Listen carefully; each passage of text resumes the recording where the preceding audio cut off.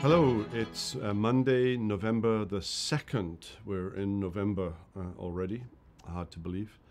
Trust that you are well, and we're going to continue in this rather significant week. I'm recording this a week before, so I'm not able to react to whatever may happen tomorrow in the elections. But I think we do have a very significant psalm that will fall in place tomorrow. Today's psalm is Psalm 90. It begins book 4 of the Psalms. The Psalms are divided into 5 books, and they were put together. We're not quite clear how they were collected, and some of the books may have existed before other books. This psalm is attributed to Moses, and we know at least that there are some psalms that are after the exile, which means that the composition of the Psalms spreads over almost a century, 1,000 years between Moses and the exile. Most of the Psalms in Book 4 are anonymous. There are a couple of them attributed to David, but this one is Moses, and it begins, Lord, you have been our dwelling place in all generations. Before the mountains were brought forth, or ever you had formed the earth and the world, from everlasting to everlasting, you are God. Many of us, of course, will remember the hymn by Isaac Watts, Our God, O God, our help in ages past, our hope for years to come, to the wonderful tune of St. Anne, and that is based on this particular psalm. Isaac Watts paraphrased and Christianized, brought the psalm, as it were, into the new covenant, and used the name of Jesus in some of the paraphrases of the psalms. And this particular 90th psalm is a favorite. It's often sung at funerals because of what it says in verse 3. You return man to dust, and say, Return, O children of man.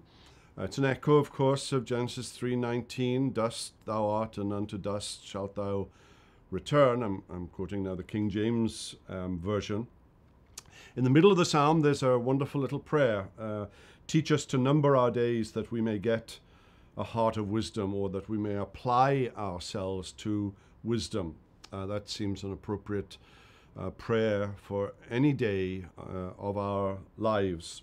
And then the psalm ends in verse 17, let the favor of the Lord, and there's a little footnote in the ESV to say that the Hebrew word favor can also be translated beauty. Let the beauty of the Lord our God be upon us, and establish the work of our hands upon us.